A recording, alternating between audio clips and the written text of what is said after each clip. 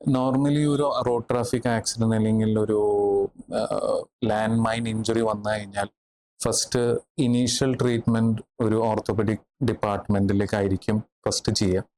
എപ്പോഴാണ് നോർമലി നിങ്ങളുടെ അടുത്താണ് ആ ഒരു time zone from the surgery, അവരുടെ മുറിവ് ഉണങ്ങി എത്ര ആഴ്ചകളോ മാസങ്ങളോ കഴിഞ്ഞിട്ടാണ് നിങ്ങൾ അറ്റൻഡ് ചെയ്യുക?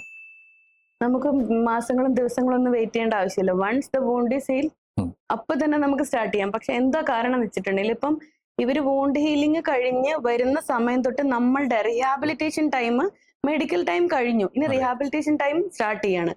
ആ ഫേസിൽ എന്ന് പറഞ്ഞിട്ടുണ്ടെങ്കിൽ നമുക്ക് പ്രീ പ്രോസ്തറ്റിക് മാനേജ്മെന്റ് ഉണ്ട്, പിന്നെ പ്രോസ്തറ്റിക് മാനേജ്മെന്റ്, പിന്നെ പോസ്റ്റ് പ്രോസ്തറ്റിക് മാനേജ്മെന്റ് ഉണ്ട്. അപ്പം പ്രീ പ്രോസ്തറ്റിക് മാനേജ്മെന്റിൽ മെയിൻലി വരുന്നതെന്ന് വെച്ചിട്ടുണ്ടെങ്കിൽ വൂണ്ട് ഹീലിംഗ് കഴിഞ്ഞല്ലോ, ഇനി ആ സ്റ്റംപ് എന്ന് പറയുമ്പോൾ റെസിഡ്യൂൽ ലിംബ്, നമ്മളുടെ മുറിഞ്ഞു പോയ ഭാഗത്തിന്റെ ബാക്കിയുള്ള ഒരു ഭാഗമില്ല, അതിനെ എങ്ങനെ പ്രിപ്പയർ ചെയ്യാം പ്രോസ്തറ്റിക് ഫിറ്റ്മെന്റിന് വേണ്ടിയിട്ട് എന്നുള്ളതാണ്. അപ്പോൾ അതിൽ ഏറ്റവും ഇമ്പോർട്ടന്റ് ആയിട്ടുള്ള കാര്യം എന്ന് പറഞ്ഞാൽ സാറിന് അറിയായിരിക്കും, ഇപ്പൊ സർജറി ഒക്കെ കഴിഞ്ഞപ്പോഴേക്കും ഭയങ്കര ഇഡിമാറ്റസ് ആവും അല്ലെ, ഭയങ്കര സ്വെൽഡ് സ്റ്റംപ് ആയിരിക്കും, നീരുണ്ടാവും, പിന്നെ സ്ട്രെങ്ത് പോയിട്ടുണ്ടാവും. ബിക്കോസ് അവർ അത്രയും നാളായിട്ട് ചിലപ്പോൾ ഇഞ്ചുറി കഴിഞ്ഞ് കുറെ നാളായി വോണ്ട് ഹീലിങ്ങിന് എടുത്തപ്പോൾ ആ സ്ട്രെങ്ത് ഒക്കെ പോയി.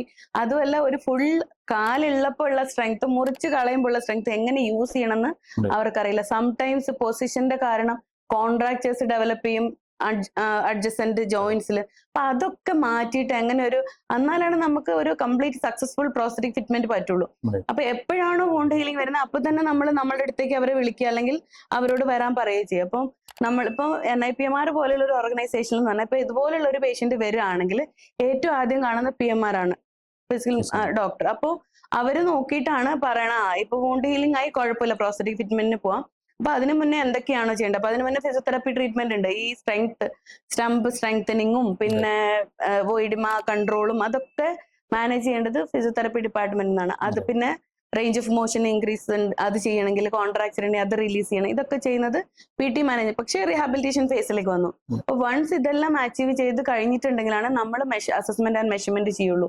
എന്തുകൊണ്ടാണ് വെച്ചിട്ടുണ്ടെങ്കിൽ സാർ, ഇപ്പം ഭയങ്കര നീരൊക്കെ ഉള്ള ഒരു കാലാണെങ്കിൽ നമ്മൾ സോക്കറ്റ് ആണല്ലോ the most important part of A process, socket. അപ്പോൾ സോക്കറ്റ് നമ്മൾ ഫിറ്റ് ചെയ്യുമ്പോൾ ഇപ്പോൾ നമ്മൾ എന്താ പറയാ, ഈ വോളിയം കുറയ്ക്കണമെങ്കിൽ സ്റ്റംപ് ബാൻഡേജിങ് ചെയ്യാൻ പറയും ഫിഗർ 8. അപ്പോഴേക്കും എന്താ ചെയ്യുക, അത് കംപ്രസ് ചെയ്ത് വെക്കുന്നതുകൊണ്ടാണ് ആ വോളിയം കുറയണേ. അപ്പോൾ അതുപോലെ തന്നെ ഇപ്പൊ നല്ലവണ്ണം അവർ ബാൻഡേജിങ് ചെയ്തില്ല, അല്ലെങ്കിൽ കുറച്ച് സ്വെല്ലിങ് ഉണ്ട് എപ്പോഴും. അപ്പൊ നമ്മൾ ഒരു സോക്കറ്റ് ആ മെഷർമെന്റിനനുസരിച്ച് ഫിറ്റ് ചെയ്തു. ബിക്കോസ് ആ സോക്കറ്റ് ഉണ്ടാക്കുന്ന കുറച്ച് ഹാർഡ് മെറ്റീരിയൽ ഉണ്ടായിരിക്കും അല്ലെ, അപ്പൊ ആ ഒരു കംപ്രഷൻ കൊണ്ട് പെട്ടെന്ന് സ്റ്റംപ് ഷ്രിങ്ക് ആവും. അപ്പൊ എന്ത് പറ്റും, ആ സോക്കറ്റ് ലൂസ് ആവും, സ്റ്റംപിന്റെ മെഷർമെന്റ് മാറി. അപ്പൊ നമുക്ക് ആ സോക്കറ്റ് ചേഞ്ച് ചെയ്യേണ്ടി വരും. അപ്പൊ നമ്മൾ ട്രൈ ചെയ്യും അറ്റ്ലീസ്റ്റ് 1 to 2 months എടുത്തോട്ടെ, പക്ഷെ സ്റ്റംപ് ഫുൾ ആ ഒറിജിനൽ കണ്ടീഷൻ മറ്റേ നമ്മുടെ ലിംബില് നോർമൽ ലിംബിന്റെ സൗണ്ട് ലിംബിന്റെ സെയിം ഇതിൽ വരുന്നത് വരെ നമ്മൾ വെയിറ്റ് ചെയ്യും. അപ്പം അതായത് നമ്മൾ വോണ്ട് ഹീലിംഗ് കഴിഞ്ഞിട്ട് വെയിറ്റ് ചെയ്യുന്നത് പ്രീ പ്രോസ്തറ്റിക് മാനേജ്മെന്റിന് വേണ്ടിയിട്ടാണ്, അല്ലാതെ നമ്മൾ ടൈം കളയുന്നില്ല. അപ്പൊ വൺസ് ഇതെല്ലാം കംപ്ലീറ്റ് ആയി കഴിഞ്ഞിട്ട് നമ്മൾ അസസ്മെന്റ് ചെയ്തിട്ട് മെഷർമെന്റ് എടുക്കുകയാണ് ചെയ്യുന്നത്.